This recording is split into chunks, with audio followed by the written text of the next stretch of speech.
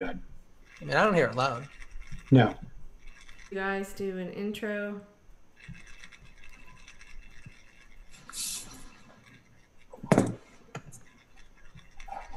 Yeah, we do Let us hold. know when you want us to start. Yeah, I think we're on. So, Okay. yep. So we're here tonight with CFAR candidate Bill Cimbrelo, who has been a resident of Massachusetts most of his life. He immigrated here to the U.S. from Argentina with his folks shortly before turning 6 and is a longtime naturalized U.S. citizen. He is bilingual in English and Spanish, obtained a Bachelor's of Science degree in chemistry from the University of Massachusetts, Boston campus. In 2011, Bill was inspired to run for U.S. Senate as an independent candidate against Republican incumbent at that time, Scott Brown. The disastrous results of the 2016 election have convinced Bill that he must run for Congress, Massachusetts District 9, to create the change we all wish to see and to protect future generations. So go ahead, Bill, and tell us a little more about yourself and why you decided that you needed to run. Well, as you said, Brian, going way back to my run for Senate back in 2011 and before, and going back to the Great Recession in 2007, 8, 9, depending on when you happen to get hammered by it. I came to realize that our government was really working for the special interests and corporate interests, both here in the United States and also globally. That the agenda that they were pursuing was not one to protect we the people. When the foreclosures happened during the Great Recession, they bailed out the banks. They didn't bail out the folks. And had they bailed out the people instead of the banks, the banks still would have benefited, but it would have been one step removed, and people would have been able to hang on to their houses. But we know that that was not part of the plan, because what they wanted to do is to make low-cost housing available so that major investors could then go in and sweep up properties for pennies on the dollar, right? Right. So that was really just the tip of the iceberg, and the fact that we've got the fossil fuel industry, which now we know, ExxonMobil is known for decades that everything that they were doing was promoting global warming. And at the end of the day, we've got, again, corporate interests that are guiding agendas that are not for the greater good of the people or the planet. And I have felt and continue to feel compelled to be a voice for change and do everything in my power to change the status quo. And that really is a long Reader's Digest version of why I'm running. Well, you mentioned, special interest money. I was looking up just before we went on Open Secrets about your opponent, Bill Keating, and Yes. kind of distracted with a headline on Open Secrets about foreign interests have spent over 530 million influencing domestic policy, U.S. policy, basically.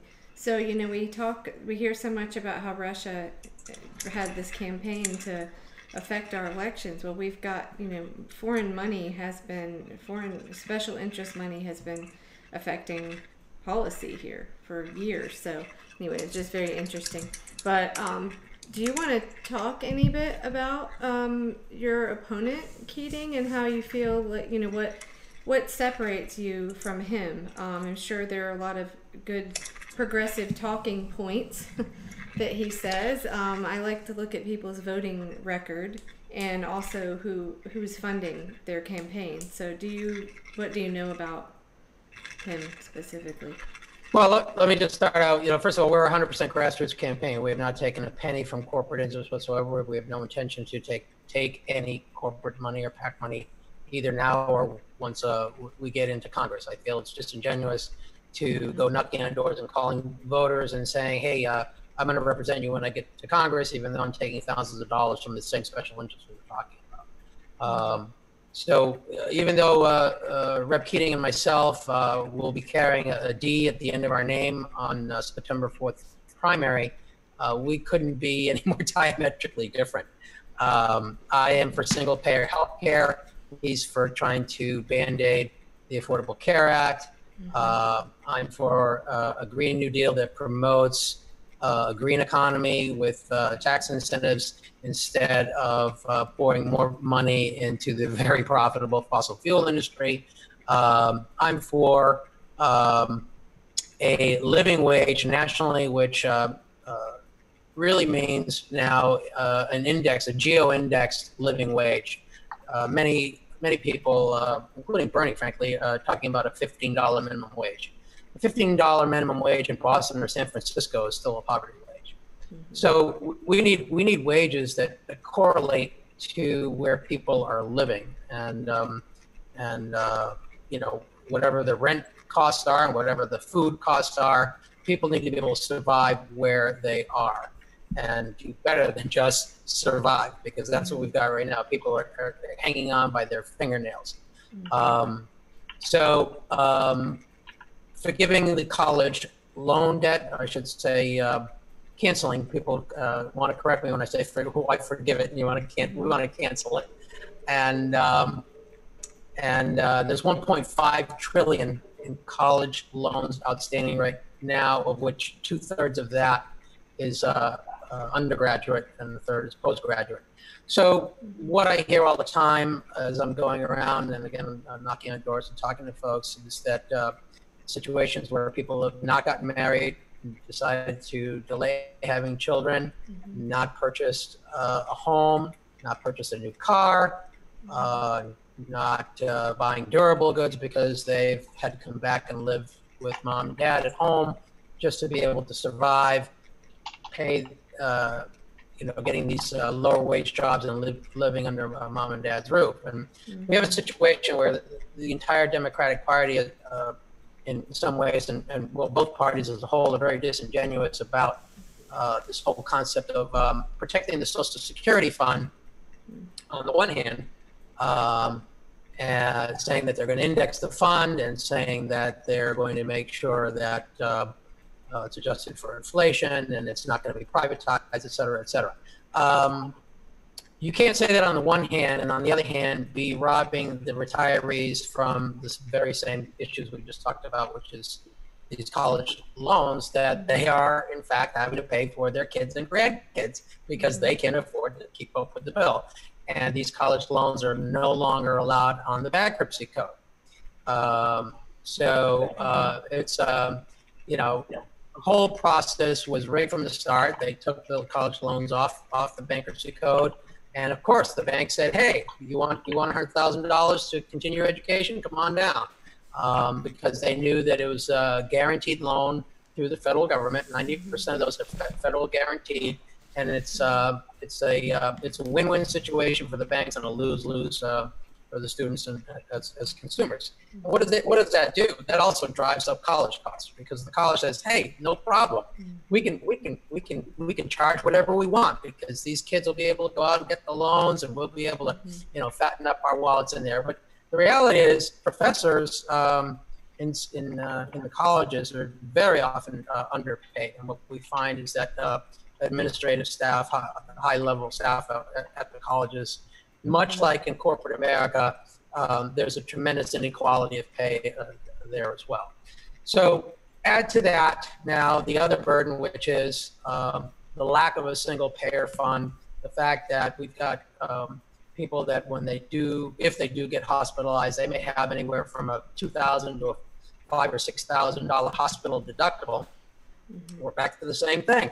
What's going to happen if your child or grandchild has this enormous hospital debt, and are you going to let them claim bankruptcy, or are you going to bail them out? So again, we've got retirees that are being hammered heavily from both ends of the spectrum here, just tied to what's been happening to the economy. And I feel strongly, and if you look at the numbers, I mean, if you think about it, what the Republicans just tried to pull with the tax scam is not working because it went to the top wage earners in the country. Yet they were able to say, okay, we're going to cut 1.5 trillion in taxes, and it's going to stimulate the economy. Well, if cutting 1.5 trillion in taxes is going to stimulate the economy, isn't cutting 1.5 trillion in debt from the people that are paying these college loans going to do the same thing, or is that a different 1.5 trillion somehow? Explain that one to me. So, you know, there's a lot of nonsense going on right now, and it needs to be fixed, and it's happening on both sides of the aisle, and that really is kind of in a nutshell a lot of the differences between myself and Rep Keating. I'm a business owner. He's never run a business. He doesn't know how to make a payroll. You know, I've been in situations, you know, where you have to pay yourself last, and that's just the way it is. I have I proposed a bill which would be called what I call it, a wage guarantee program, a federal wage guarantee program. Sorry, wage gap guarantee. And what that does, as I spoke earlier about the minimum wage not being adequate, it actually fills that gap for small business employers. So, for instance, in Massachusetts, the actual minimum wage is $11 an hour. The calculated index, the living wage here in Massachusetts, in general, is around $19 and change. So that $8 gap would be picked up by the federal government and would be added on either directly into the payroll check or as a separate check to the person. Those are nuances that can be worked out. But the point is that as a small business owner, they would not see additional Social Security tax. They would not see additional state unemployment insurance tax. They would not get an extra hit for workers' comp insurance. Basically, to the employer, it would be a blind add-on to the employee. And what does that do?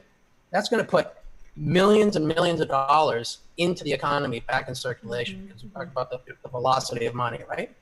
And we've got communities, towns, cities that are starving for residential taxes, state taxes, right? Sales tax, whatever it is. So that just starts pumping that money engine into the local economy, and I think it's going to be a very, very rapid and big shot in the arm if we were to institute that nationally. And I suspect that, I mean, one of the things that I would love to see is doing something like that, you know, as a beta site kind of thing as it kind of rolls out. But again, the way things are set up in Congress, it may be an all or nothing. So hopefully it's an all. But that's my concept. And then we've got, of course, the federal jobs guarantee, which dovetails with that. My program that I just spoke about would take some of that burden off of the federal jobs guarantee program, because people would be more likely to find contentment in a job that pays them well, and the federal jobs guarantee program would then just provide additional opportunity for people that have not been able to find a work or are underemployed. Now, getting back to the wage gap guarantee, I told you that it wasn't going to cost the small employers a dime. The Walmarts and the Amazons of the world would be taxed 100% of the same gap, whatever that gap is. So that would incentivize them to try and close that gap as much and as quickly as possible.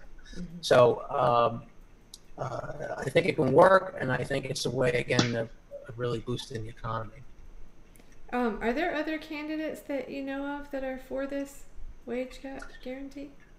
No, I can tell you that I know Steve Grumbine liked the idea, and you know he's a big MMT fan, and of course MMT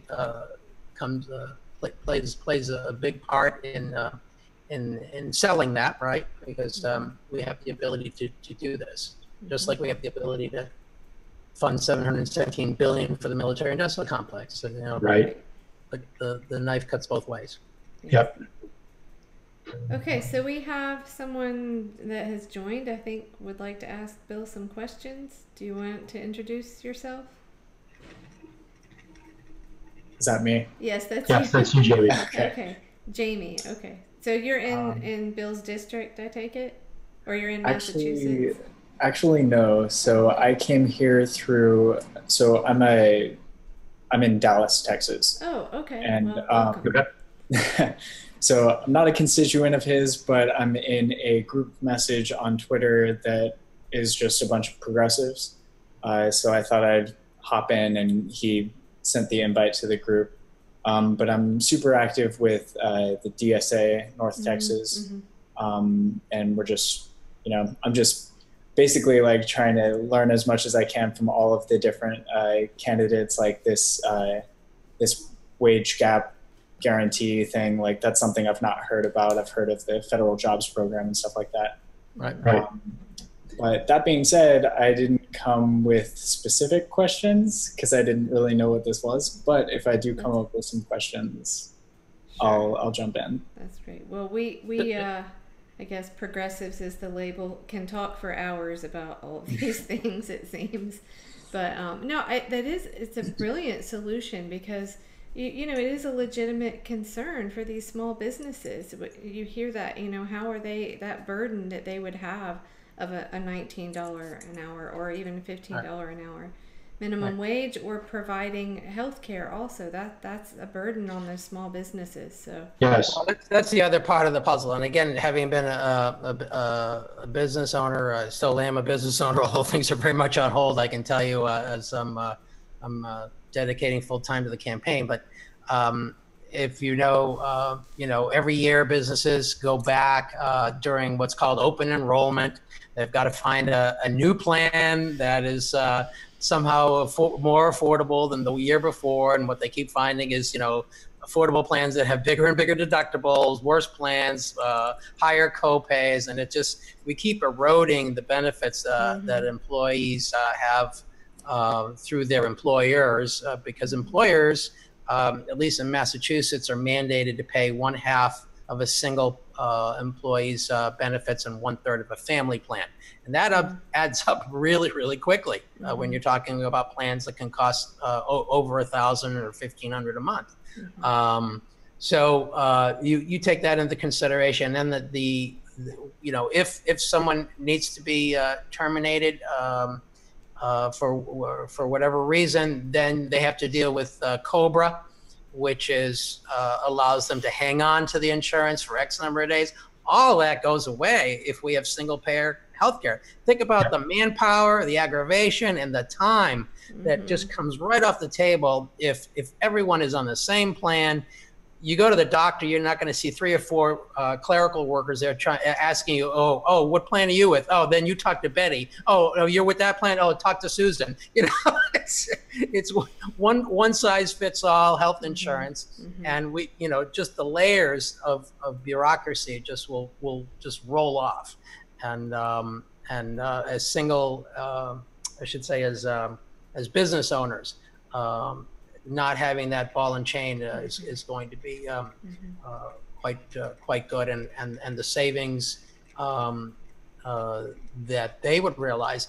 I in researching some of the things here for my run, the state unemployment insurance in Massachusetts has one of the highest state unemployment insurance that employers would pay if they have a high frequency, a high turnover, which is 11.1%. That's an enormous number. That's more than $1, for every 10 that somebody brings into a business. And if we can reduce that by the combination, as I say, this federal jobs guarantee and the wage gap guarantee, so that we always keep people employed, and that starts to go down. Workers' comp would also go down if we have universal health care, because what does workers' comp pay for? If you get injured on the job, part of it goes to pay for your medical expense, right? The other part of it goes towards recouping what your salary would be, typically 2/3 of what your income would be. So all that gets reduced. Again, it's the right kind of dominoes that we want to see. Well, obviously, I mean, I'm sure I'm not the only one that hears words like open enrollment and Cobra and start having like some kind of PTSD from dealing with all these things. I mean, I think most Yes. Americans are just fed up with it, and I've even gotten to a point now where I'm on the phone with, our insurance company or something, and I start talking to the people, the representatives answering the phone, saying we have to take the profit motive out of this, and they agree, even, Sure. kind of off the record. But I recently had, my sister is fighting cancer, and she came here. I live near Duke University, and they recommended another infusion, another treatment. And now Cigna decided they don't want to do that. So it's like, when you hear all this rhetoric around single payer that, oh, you don't want the government making these decisions, getting between you and your doctor. Well, what is that other than Cigna getting in the way between her and experts Right. at Duke? I mean, it's just absurd. So I think that the momentum is there, and as everyone's premiums and deductibles and everything just keep eating away at your take-home pay year after year, more and more, I think more people are on board and maybe less scared of these words like single payer, Medicare for all, and so. Universal health care, whatever, Yeah, right. whatever wording we're assigning to it that today. Mm-hmm. Yeah, there's a majority of Americans now would like to see some form of single payer system. That's a fact. You probably heard that Koch brothers commissioned a study to try and actually discourage single payer, and it came back that it was actually going to save trillions of dollars, and that was of course Bernie's been marching around the country with the results from that, and rightly so, and we all are. We're glad to hear it. It's intuitively it just makes sense. Right. For all the reasons and more. Well, it's also just, oh, sorry, go ahead. Just interjecting really quickly, from the Dallas perspective, we've got Beto O'Rourke, or however you O'Rourke. pronounce his name, Yes. O'Rourke, yeah. And he absolutely refuses to officially support HR 676, Medicare for all.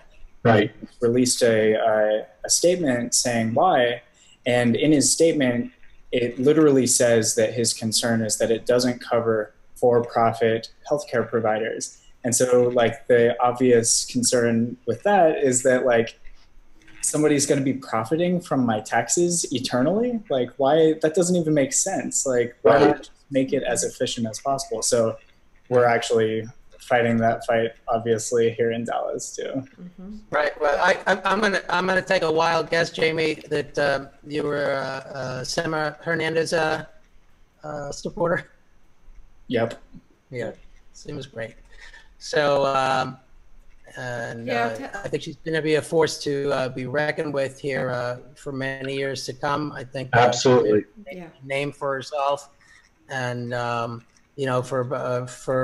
considering I think she raised about $5,000. She got 400,000 votes, and I mean, I wish I could get those ratios. I'd have it, my election hands down.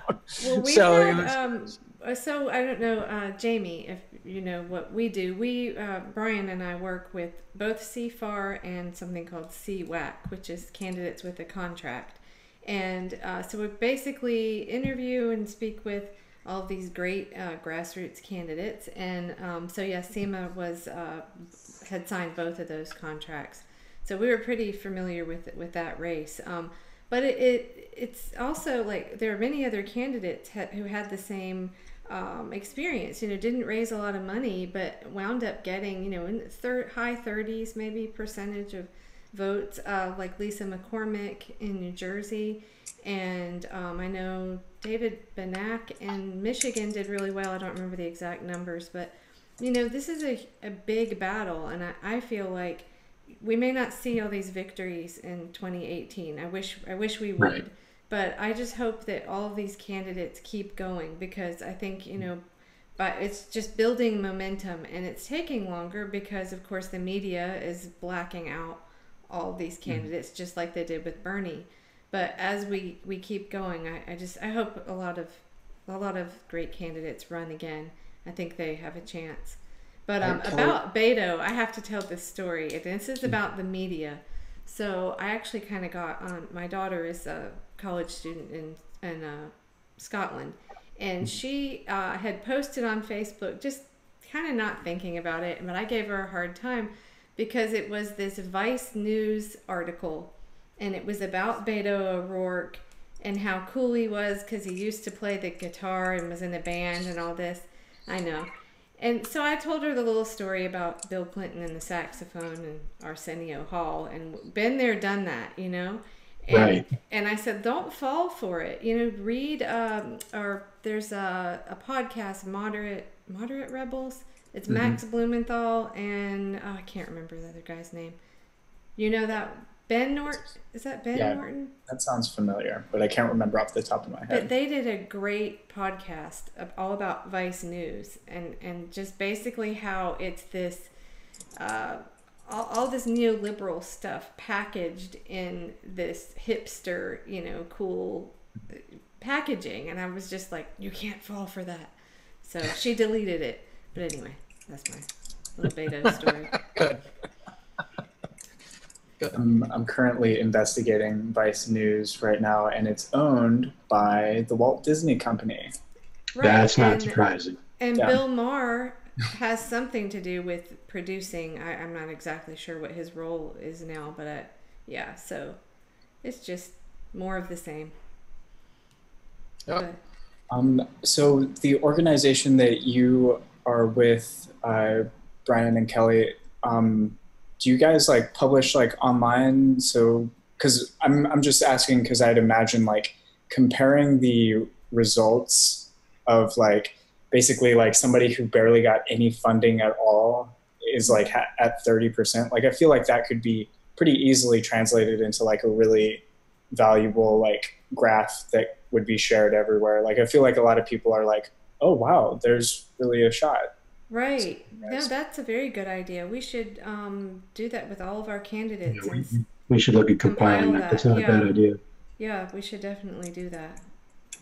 Do you all have like a website or something? Okay, so you can go to cfar2018.com, and John Rachel is great at he may have already compiled all this stuff. We should ask him, Brian. And then we're also... So we're kind of, I guess you could say we sort of operate like the media promo for, I'm not sure, for these candidates. But so the other one is Candidates with a Contract.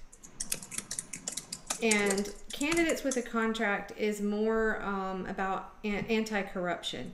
And we do have more candidates across the, political spectrum. We have more, there are more independents, Greens, and even a sprinkling of Republicans. But CFAR, which is Contract for American Renewal, is more of a progressive left contract. Right. Think of it as like Bernie's platform. I think it's like 80% Bernie's platform.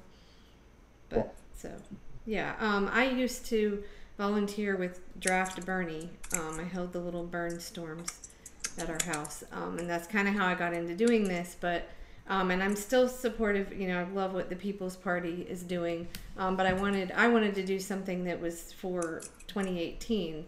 And I know the hurdles that they have, getting on the ballot everywhere. So I decided to do this because I felt like it's really just focusing on the issues and kind of trying to ignore the labels and the political camps. And obviously we have more Democrats, but we have a lot. They're definitely Sima Hernandez Democrats, not Beto O'Rourke Democrats. Right. And then we have a lot of independents. And in other words, real progressives. Right, that's right. Right. And speaking of, did you run as an independent before, Bill? In 2011 and 12. Yes, he did. Oh, okay. I thought I saw that. For Senate against the Republican Scott Brown. I didn't actually secure enough signatures to get on the ballot as 10,000 signatures to run for Senate versus 2,000 for House. So I ended up staying in as a write-in because I really wanted the issues to be discussed. Right. But it was a good experience. I learned a lot about a lot of things, and despite that, I came back. So, Oh, I want to say one other thing about CFAR and CWAC. Just it's something I like to brag about. We have no money, and we have nobody's funding us, and I like to brag about that because it means we're not co-opted by anything, the Democratic Koch Party brothers. or anyway. Right. So that's the other reason I like doing this. So. well, And it's just a great way to meet talk people like about Bill. the funding of campaigns and all that. I mean, our campaign is modestly funded. We certainly need more help here now as we're getting into the home stretch, and so if the opportunity is there for help, but we certainly want it, and people can donate through the website at billcimbrelo.com. But we recently got an endorsement here from the South Shore Green Rainbow Party in Massachusetts, and we also got endorsed by the Democratic Socialists of America on Cape Cod. And so we're pretty excited about that. We're working on and hoping that we will get the endorsement from the Our Revolution in Massachusetts here, hopefully soon. Unfortunately, it may not be in time to be very impactful. So we'll see. We got a lot of things going on. Earlier today, we were endorsed by Peace Action of Massachusetts, which I felt very honored to have gotten that endorsement because fundamentally I think that if we put 1/2 the energy that we put into killing each other, into rebuilding our world and our socioeconomic structure, we would be looking at a very different planet and a very different society. So that was I was moved by that particular endorsement because I feel that where we've been heading is so dangerous. I feel like there is more. There are more people waking up to paying attention to U.S. foreign policy now. I mean, I noticed recently there was on Twitter hashtag #OpDesanitize. About people are paying attention to that we're bombing. They're actually like seeing what's happening, and I think it's something that I'm guilty of myself previously not paying enough attention to. I mean, we all kind of sat back. I feel like when Obama was president, and we knew about the drone strikes, we knew there were things happening, but we just kind of tuned it out. And it's also something that, I think I also realized that Bernie was kind of weak on too. And as I started paying more attention and kind of comparing where he stood on certain things compared to the Green Party, I don't know, just more self-education, I guess. I think more people are paying attention to what we're doing, how much we're spending. And you're right, like that could be spent here at home. Yeah. Well, I mean, I know I'm older than both of you, but even myself during the Vietnam War, I was young enough to remember that at that time we had embedded reporters, and we knew what the casualties were, at least on the American side.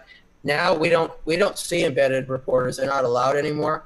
We don't see the draped coffins coming back anymore. Mm-hmm. So the government is in cahoots with mainstream media, has basically tried to sanitize death, and that's the problem. And so it really behooves us to really fight for this information, and that's the problem. When you say we're I think we're peripherally aware. I think if we actually knew what was actually going on, mm-hmm. I think we would probably be storming Washington, because I think at this point, right. I think we're getting the very, very tip of the iceberg. You saw what was it now, 2-3 months ago, we had Marines killed in an operation in somewhere in North Africa. Was it Nigeria, or I can't remember where it was, somewhere where we didn't even know we had troops stationed, mm-hmm. and suddenly we find out that we've got service members that were ambushed and killed there. So again, we're in 150 countries thereabouts right now with some form of troop presence, just the ones we know about, and we also know that the United States now is spreading more bases now into South America. I believe they've created one or two or three bases now in what was my home country, Argentina. So And you know, it's Ecuador. pardon. Ecuador. In Ecuador, right? So it's interesting. One of the big driving forces behind the nuclear proliferation program was our fear that Russia would try and expand and take over the globe, and the imperialism of Russia and that great fear. And here we are. Who should people be afraid of at this point? And I'm sorry, it's a sorry state to realize that, hey, guess what? We don't wear the white hats anymore. And people need to wake up to that. And I'm sorry if that's a slap in the face. That's the reality that we're facing. And we as citizens of not just this country, but of the world, need to stand up and in defense of what's going on and all the innocents that are being impacted by what this country is doing. Yeah, it's disgusting. As a veteran myself, it's really disheartening to see that this is continued to this point, and that there's so little outcry against it. It's really quite absurd. Right. I've actually had conversations with my dad, who was he served in the Navy, and I've basically gotten him to admit that American imperialism is a thing and it's bad and it should be opposed. And like, we talk about Operation Condor, and obviously what's Operation Condor is still continuing with Venezuela, and we're trying to use Colombia to destroy Venezuela. So it's a mess. And kudos to your dad for recognizing that. But the unfortunate fact is that the military is a jobs program. I mean, people that don't have option. You can get the GI Bill for college. It's when your town is decimated because all the manufacturing's gone. There's nothing there. You don't have any way to make money except work at Walmart. Then it might be appealing to join the army. So think about the opportunity if we bring our troops back to rebuild the infrastructure of our country. If we bring these troops back, not only back, I have a problem. You know what drives me crazy is seeing all these highways and roads being rebuilt with what? They're putting the same tar back on the highway. There's no new technology being put out there. There's nothing being done to upgrade it. We're still going to have potholes by next winter. There's nothing there to eliminate the need for plowing by putting, for example, heated roadways. We can incorporate the combination of solar panels on the side of the road to have heated roadways. Then we can have the runoff from these highways, instead of being loaded with salt because they had to do de-icing, they could use the runoff for irrigation. Oh my God, what a novel idea. I mean, no kidding. Why aren't we progressing in terms of those kinds of things? Why aren't we advancing? Why do we keep just putting the same stuff out there over and over again? And it's objectionable. And I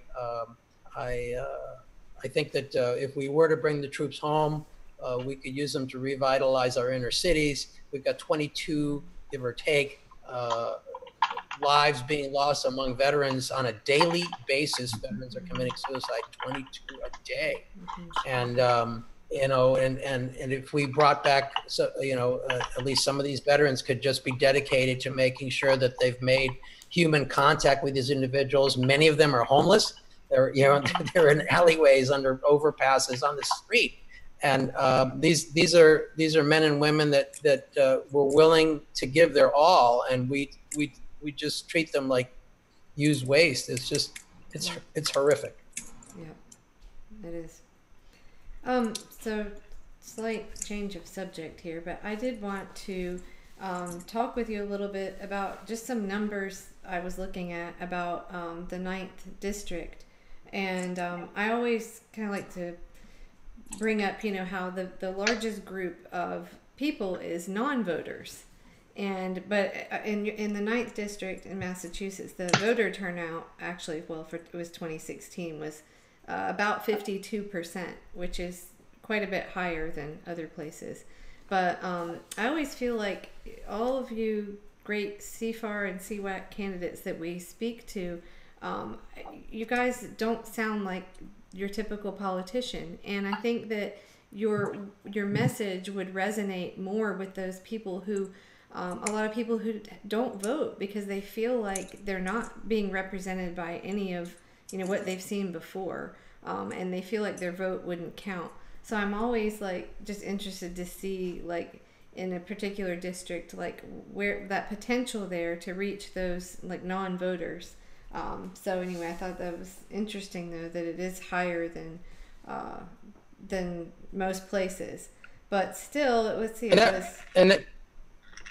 Kelly, that's really reflected also in the demographic of the district as a whole, because we have an older demographic here, and the older folks do tend to be more consistent about voting, and so that goes really hand in hand with what you're seeing here. Mm-hmm. But even, and I always like to look back at the Democratic primary and see kind of what the breakdown was in a district, the Bernie Hillary split there.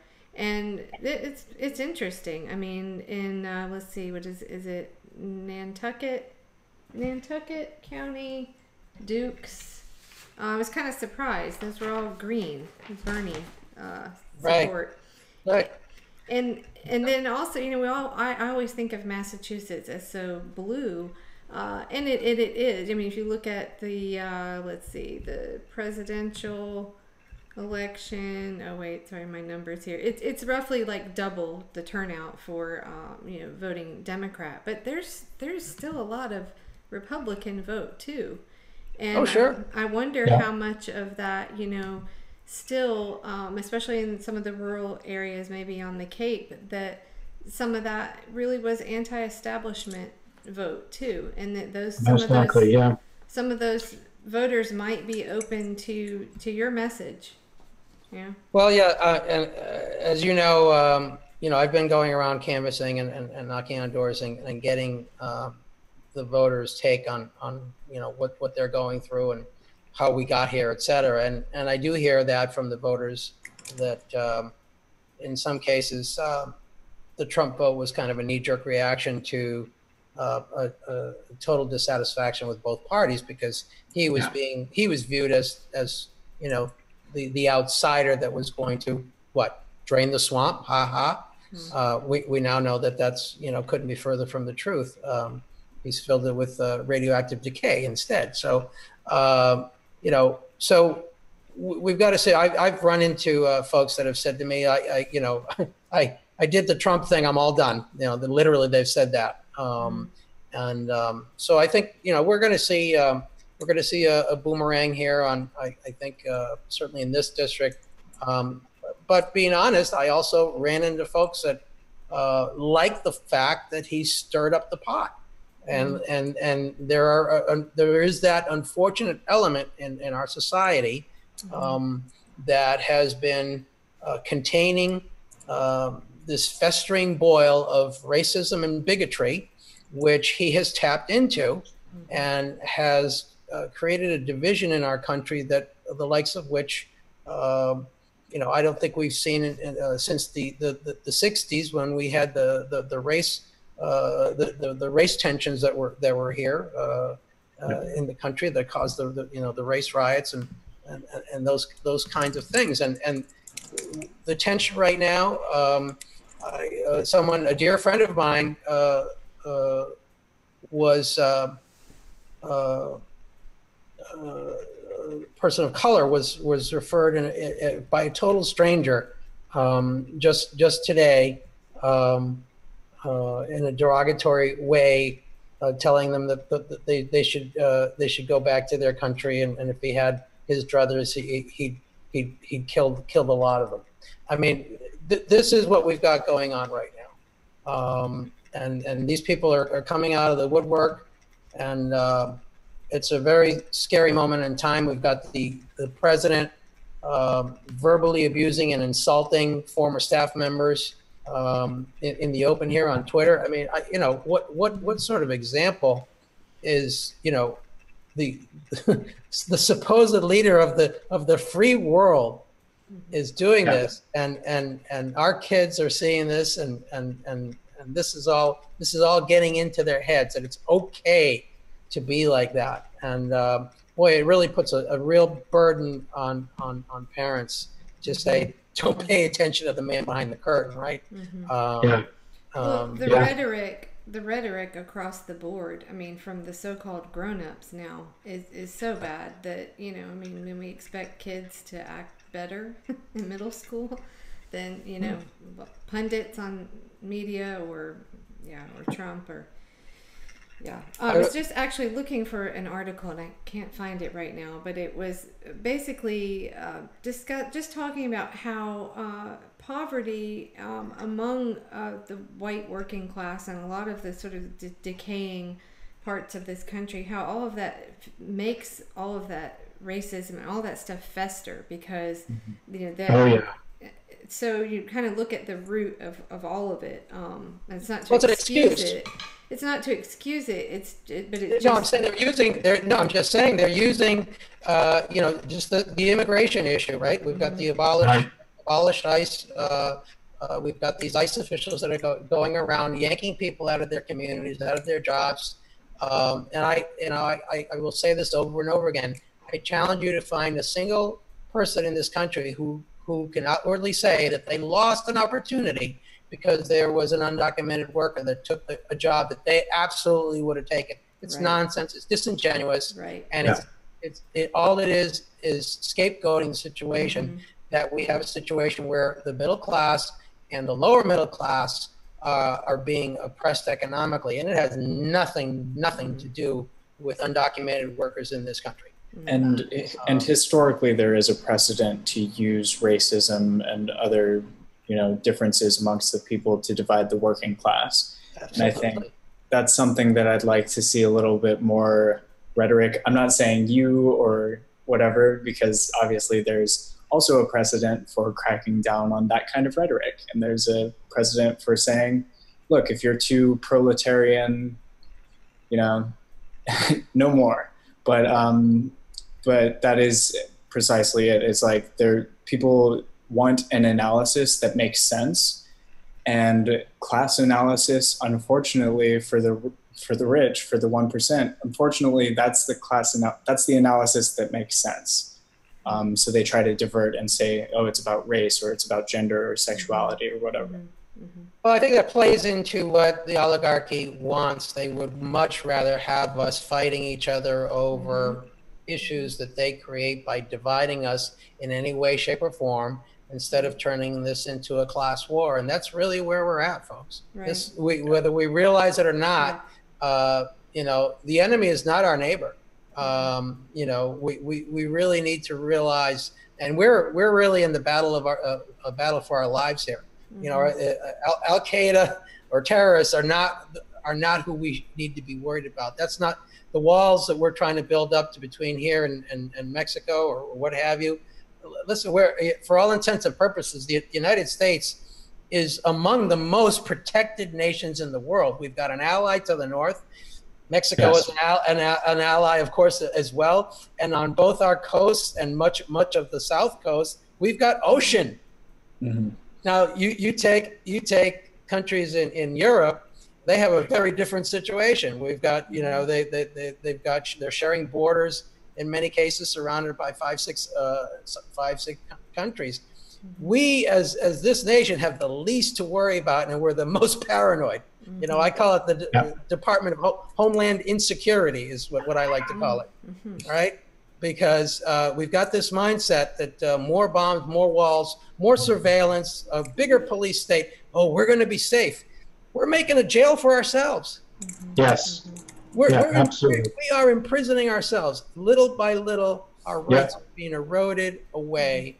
And what freedom is going to be left at that point? In 2001, on 9/11 in 2001, we know what happened that day. The World Trade Center got attacked. And I got to tell you, I got to believe that Osama bin Laden is laughing in his grave somewhere, because with this one attack, he has damaged our economy to a point that is we're talking trillions of dollars that resulted from that one attack. And I'm not trivializing the 3,000 people or so that died by any stretch of the imagination. But when you look at, first of all, that we went off and fought a false flag war, and the hundreds of thousands of Iraqis that died, both civilian and military, the billions and trillions of dollars that have now gone into that war during the war and now dealing with our wounded vets, we're talking trillions of dollars. Yeah. And then and all of that combined, where is the tipping point here?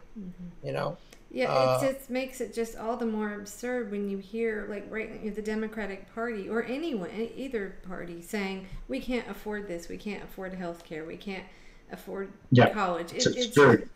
It makes no sense at all. I think we're just accustomed to it. A lot of people just don't question it, and they're like, well, we need to spend all that for security. So, yeah. And Bill, I'd point out that, we do like to outwardly say that these were like mistaken wars and all that stuff. And I think you are well aware of this as well, but this was the plan. Sure, 9/11 happened and somebody attacked us from the outside, or something happened and that required a response. But the fact that we've kind of supposedly drunkenly stumbled into 16 years of war, that's not how an efficient war machine doesn't make those kinds of mistakes, not for 16 years. And so, when you zoom out, the defense contractors really enjoy this kind of, all their stocks went down whenever there were peace talks with North Korea, things like that. Wars are not meant to be won, they're meant to be continuous. Mm-hmm. Yep. Right? Well, we've heard that. Yes.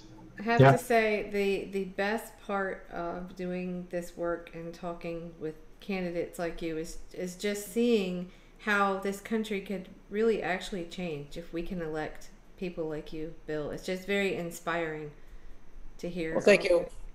I appreciate that a lot, but I also have to look at it honestly, that unless there's enough of us that get in, it makes it for a very tough uphill battle. One of the things that I'm going to be working for when I get in there, first of all, I'm going to be exposing the lobbying process to total scrutiny. If anybody wants to lobby me, they're going to have to do it either in an open forum, or it'll have to be video recorded, and it will be played either live or at some point through a venue not unlike this one to my constituents, because we have to have that as a transparent process. Absolutely. Okay. The other thing that is fundamental here is that the progressive candidates, the real progressive candidates, not the ones that, for out of convenience, add that label to themselves. We're talking about, joining together as a potential slate, and I've talked about this before, as a beachhead here in Congress to try and move the country in the right direction. I myself. I'm sorry, Ocasio-Cortez was discussing this, I believe. I can't remember. Sorry, I have the article in front of me, but basically just that, of having everyone band together. It's almost kind of like the Tea Party, and saying, no, this is where we draw the line on these issues. We're not going to water it down anymore. Well, I've been saying that for a long time, and it's not a matter of who takes credit for it. But yeah, absolutely. The end result here is what matters, and that we do work together to do the people's work, and not continue to allow these false flag wars or these erroneous expenses to take place. And I've many times I've said, look, every time we hear there's a bipartisan bill or someone has reached across the aisle, we the people are usually the ones that are getting slapped on the head, and that's the reality. Oh, I found this. It was an Intercept article, and she's talking about a sub-caucus of progressives willing to vote together as a bloc. There you go. So I'm assuming that's what you... And I think I've said also that those of us that are fortunate enough to be honored with being elected here after the primary and the general election, we should meet along basically off campus, if you will, long before we get sworn in with those that we identify and agree with that are, again, real progressives, really to get a lay of the land even before we ever set foot in Washington, and give anyone an opportunity to whisper sweet nothings in our ears and get us started off on the wrong track. And I think that it's vital that we join together. And again, the transparency that I hope to bring to the process. And my fear is that when I get in there, I'm going to find out that it's far worse than we even remotely imagine. Okay, and but again, my goal is to get everyone to know. And the other thing that I want to do, and I want to encourage other progressives to do, which we've only seen a limited amount of, is I am going to make it my business to go around the country in my state and promote progressive candidates at every level of government, because we're not going to, you can't get in there and play king of the mountain. We just can't do that. And I realize that candidates, when they're the House comes up for re-election, the entire House comes up for re-election every 2 years. It's not like the Senate, that's 1/3 of the Senate every 2 years. All right, so that's the disadvantage for us to be able to try and help each other, because we're trying to run our own campaign, but there is an opportunity, and we have to be able to make that opportunity to be able to help each other and help other progressives to then again expand that beachhead, get that transparency going, and start to move the country in a direction that's it's power in numbers, because I think it's just absurd to expect any one elected person to fight this alone, to stand up to the special interests. It's just it's I think a rare person that could do it, and it's just banding together is definitely the answer. So, but it is a long battle. I think we are looking at pushing on to 2020 and beyond, probably. Right. And Bill, if I might add, I had a little suggestion that actually aligns perfectly with what you're talking about building like a mass movement. Sure. One of the suggestions that we're currently contemplating at the DSA and with a few other organizations here in Dallas is setting up a kind of permanent recurring neighborhood committees, basically organizing geographically and saying, look, your neighborhood is basically a little mini democracy. You guys need to, talk to each other about what your problems are. We've been specifically looking into like environmental concerns, which is obviously very geographic. But if people just came together and met on a regular basis, maybe like every month or something, and talked about potential issues, and they talked about their elected representatives and why they're terrible people, or if they're good or whatever. I think building that kind of model, I think there's a good historical precedent that model has worked really well. It's a fantastic idea. I love the idea, and it's something I've often thought of myself. It's interesting. I go around to the various Democratic town committees, which are supposed to be, in essence, what you're describing, right? But what we find is more often than not, they really are tied into the status quo. The people that are active in these committees generally are more connected to the average person, to people that are already in office in some form or another. And they're really, in some form or other, they're almost, in many cases, and I'm not in all, but in some cases, they are just surrogates for maintaining the status quo. And what's the mechanism behind that? Is it just like kind of a buddies club kind of thing? Like they've made friends? Well, I would definitely say there's some cronyism that's at work there. And basically, if we can have to your point, and that another layer of a difference of opinion, if you will, of those that really want to put forth the values such as DSA, then I welcome that. In fact, this Thursday I'm going to be heading back to the local DSA for their monthly meeting, because I think it's important that I attend that and support their efforts. So no, I love that concept, and it's basically giving people the option of growing those values instead of just reinforcing the corporate entities that we currently have. Well, one of the things, though, I think that if we can kind of get back for a second to the anti-establishment, the Trump possible Trump voters, I always bring up the book Listen Liberal and Thomas Frank's take on all that. And I think one of the things that frustrates me, as like I went to the Left Forum in New York, and it was fantastic, but I really felt this, like, sometimes there's this tendency of people on the left that they're very devoted, but there's not this kind of outreach to those independent, I don't really even know how to label them. They're the independent voters that maybe, the masses. That, right. Like, where is that? I just don't see enough of that effort. Like, sometimes it's about the language we use. I mean, you use the word progressive, and that's a bad word now. So I think tapping into those potential voters, they may be people that don't usually vote. I just wonder how we can get the message of all these great candidates out to those people.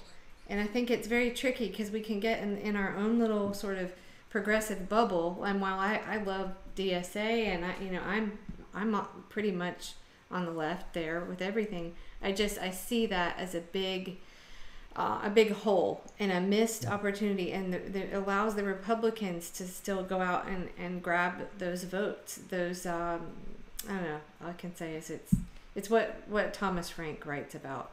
Sure. In Listen Liberal. So I think part of the problem that we see is we're in a catch-22, because you've got disenfranchised voters, apathetic voters who have worked in many cases. There are millions of people who, for the first time when Bernie ran, donated, got involved, knocked on doors, did the phone banking, did the burnstorming, all these things that millions of people had never gotten involved, and then Bernie's loss and the circumstances of how all that went down, it crushed a lot of people. Yeah. It really did. And so we're trying to, kind of dig our way back out of that hurt and say, okay, it didn't work that time. Let's keep doing it. We have to keep trying it and keep moving forward. And that conversation is a conversation that needs to happen with the voters, because to your point, my greatest competition here isn't my opponent, it's voter apathy, right? Because if I could transmit my platform, there's very little that the majority of my constituents here would disagree about my platform. Right. We should have our own little progressive tsunami here if enough people latched onto it and believed. And that's really what has to happen. We sort of have to heal from within. We have to help each other heal and say, look, that's the way politics is. It's not a once and done thing. We just have to keep going up and keep trying. And I think that's the message that myself and anyone that's trying to promote those kind of philosophies has to say. Well, I will never forget seeing Bernie delegates in the bathroom crying. I was in Philly DNC week. I mean, people that just didn't have it to give and traveled across the country, and then to have what happened. It really, I think a lot of people are still very inspired, but it certainly did kill a lot of hope in a lot of people. So that we're fighting that too. But what we have to But- remember, that's what it was meant to do. Exactly. I was just going to say that, Brian. That's exactly. That's what they design. wanted. It was exactly meant to do that, and in many ways, it succeeded. And that's the part that people need to get their head around. That that the establishment wanted exactly that. They wanted to crush hope, so that we wouldn't rebuild. And what we have now is a very fractured Democratic Party, if you will, as a result of that. And it still amazes me now, even where you know, the Hillary supporters and the Bernie supporters, I still see them, you know, just smashing each other to bits on social media. And I said, you know, get over it. You know, we're not the enemy. We can't be doing this. We have to advance to the next level here and go after the real issues that are really affecting all of us. Right. Right. Yeah, absolutely. Jamie, did you? No, I just had some thoughts. I was just thinking off into the distance. So, you said you're part of DSA in Dallas? Okay, great. Well, we do these town halls and discussions during the week. We try to do with the CFAR and CWAC candidates, and then we actually host a Saturday night thing that's open forum at 10:30 p.m. We just kind of talk for hours, and people jump on and put their 2 cents in. So anyway, yeah, I'd love to get your Twitter or however your contact info. Twitter would be best. That's what the most powerful thing about all of this movement is, that we're able to sort of connect like this, you know? Yes. Oh yeah. Yeah, and interestingly enough, that's kind of how this hegemony of neoliberalism has kind of established itself, is through the media. And I always think back to this thing I was listening to, like, I think it was Michael Parenti talk about, like, we need to build ideological infrastructure. So luckily, like, Twitter and social media is ideological infrastructure right now.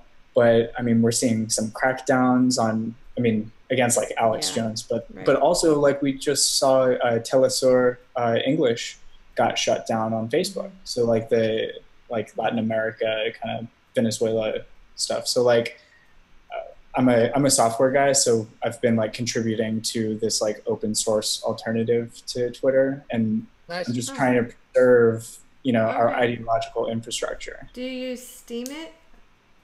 I don't, but the thing that I contributed to is called Mastodon. The Mastodon. Oh yeah, Mastodon. Yeah, so it's like, it's not super great because it's kind of clunky and it's you know, but it's the intent is good. It's one of those things. It's very tricky. We need to have other places to be able to have free speech where it's not being policed, like Twitter and Facebook and all that. But if we completely go off of those platforms, then we're off stuck in this other little bubble where nobody hears things. So That's I think the it's important. That's the network effect. Right. Everybody's like, oh, well, just leave Facebook, and I'm like, Facebook is a powerful tool that needs to be. I even made the argument today at my software company that I work at, and they almost outed me as a commie because I said that, like, Twitter and Facebook they should be public utilities. They should be. Right. I've heard people make the argument that at least for Facebook, that it should be nationalized. I have heard that. Yeah, and I've even heard this from the right, from people, because they're just pissed off that they got blocked for being racist. Right. They're still making these, you know, demands for nationalization, and I'm like, that's a socialist request. You know? How about that? Surprise, surprise. Yeah. There was who is the other guy recently that was removed from Twitter? Not Alex Jones. Anybody know off the top of my head? He was The Amazing Atheist.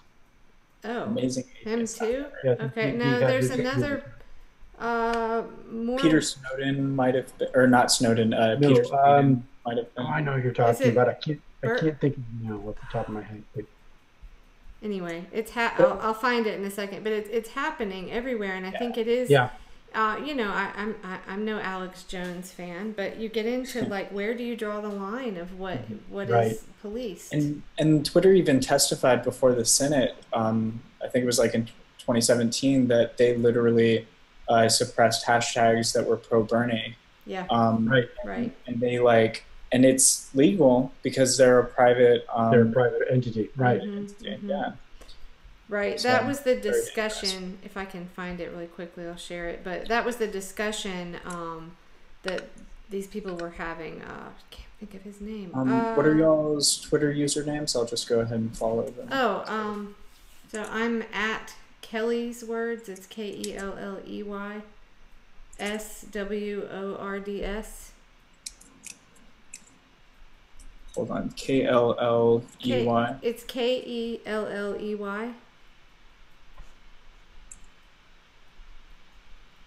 I'll just post mine here in the chat because people usually spell it wrong anyway. Yeah, Kelly, if you could just post it in the chat. Oh, sure. That would be awesome. Hang on a second. Yep. It's been a long day at work, so my brain's kind of melted. Well, Keith Ellison did win his primary. Yes, he did. Nice. That's what I'm looking at here. Yeah. By a large margin. Yeah. We do have some victories. I'm disappointed, Kathy. Well, I just followed you both. Oh, okay, great. I'll follow you back. Disappointed Kathy Myers didn't win in Wisconsin District 1. That was Randy Bryce won. Yeah. Dang it. They were really close when I last looked. It was like 40-50. Yeah, well, it went 60-40. Dang. Well, that's another. We could go on for an hour. Well, I'll save it for another time. But election integrity, that's another big issue. Yes, we've it is. seen. It seems like these great grassroots candidates, they get ignored, and then if they become enough of a threat, might have a situation like Tim Canova faced. And going back to the neighborhood committees idea, that would create a situation of basically dual power, where if an election result was bad, the people could at least mobilize to do something about it. And right. We're actually working on something with some election integrity activists to add add another piece of a pledge onto CWAC, where basically if a candidate did run into what Tim Canova did, where there were some obvious statistical thing that just didn't add up, but he kind of hesitated to raise a stink about it because you're called a sore loser, you're all these things. So what this pledge would do would be basically a candidate would sign on to say, okay, if there's something that looks like needs further investigation, I will contest it, but there would be election integrity activists kind of on the ready. Instead of them kind of just scattered doing their own thing, it would pool all those people together. And even John Brakey mentioned having some attorneys that are willing to help too. So again, it's about joining forces with other people, so it's not one candidate fighting on their own. And I think that's just what has to happen. What were the discrepancies with that election? Were they exit polls or with Tim Canova? Yeah. Well, you have to look. You probably know some of this too, Bill. But basically, the numbers just weren't adding up. Like they knew how much support he had, just from on the ground and their own kind of internal numbers. And then there's a particular graph. If you look at it, I'll send it to you. It shows how they're at this kind of even percentage, and then all of a sudden, as these last districts come in, it starts going like this, and it's just basically this statistical anomaly that they were looking at it, going, that's not right, and it was also in this perfectly mathematical pattern, and so what happened was they then asked Broward County, Brenda Snipes, they asked them for the ballot images, or the ballots themselves. And Right. so after they asked for them so that they could look at them, they destroyed them. Yeah, and I'm reading right now that a judge ruled that they were illegally destroyed, Right. but I highly doubt there will be any repercussions. And last I checked, she's still employed. Yeah. That's insane. It is. Bill, did you have something? Sorry, no. Okay. But, I think that happens probably more than we've realized, Yeah. And here you have the mainstream media crying about Russia. I mean, really. Yeah.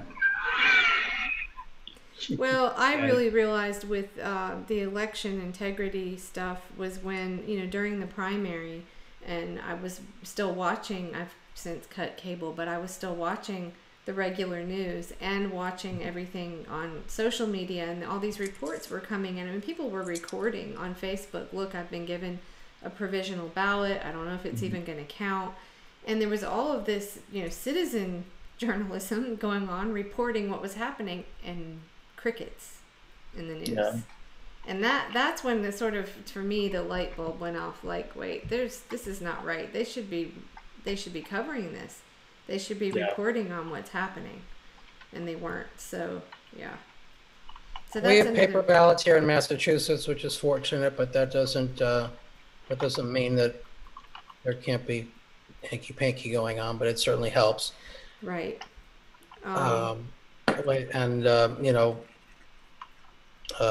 Going forward, I would want to see ranked choice voting get installed here, but again, that's a state issue. So at the federal level, unless that could be implemented at the federal level, I wouldn't be in a position other than to be supportive of it. I wouldn't be able to do anything to necessarily make it happen. Oh, I can't. I was trying to find this person that was also removed from Twitter. I'll find it later and share it with you guys. But yeah, anyway, it isn't just Alex Jones. So we're fortunate for now. Facebook hasn't shut us down doing what we're doing, so we'll continue and stream it. We're streaming right now to Facebook, Twitter, and YouTube. Hey. Yeah. So. Same. All right. Well, so your primary is September 4th. 4th. And I hope The registration, if I may, voter registration closes tomorrow. Tomorrow. Is the last day. I saw that. If you're in District 9, get out there and get registered. Right, and people can do absentee ballots, I believe, right up until the end of the month is when they can do absentee ballots. After that, they either have to show up in person or they wouldn't be able to vote. So. Okay. Well, wow, it's 11. Time flies when you're having fun. Yeah. See, this is what we do. You should see the Saturday night marathons. We've had It just goes and goes. we had a couple guys from a podcast, Progressive Rampage, and that one was like 6 hours or something. Oh my God. Nearly 6 hours. Those guys can talk. That was a little much. But, Oh my God. It was fun, though. yeah, it was. People have a lot to say, and that's the thing. A lot of people are passionate and in this fight to win it. So we keep going. So Yes. all right. Well, thank you again for the opportunity. I appreciate it. Absolutely. I'm glad we didn't have technical problems or trolls. Right? So that was good. All the above. Jamie, thanks for Yeah, thanks for joining us, Jamie. Yeah, Stepping great, up. great to Thanks meet for you, having Jamie. me. Yeah, it was nice good meeting you. ideas and good questions. Appreciate it. Well, great to talk to you again, Bill. Nice seeing you all. See you in the trenches. Yep. Absolutely. All right. Okay. Good All right. night. Good night. Have a Take good care. night. Bye.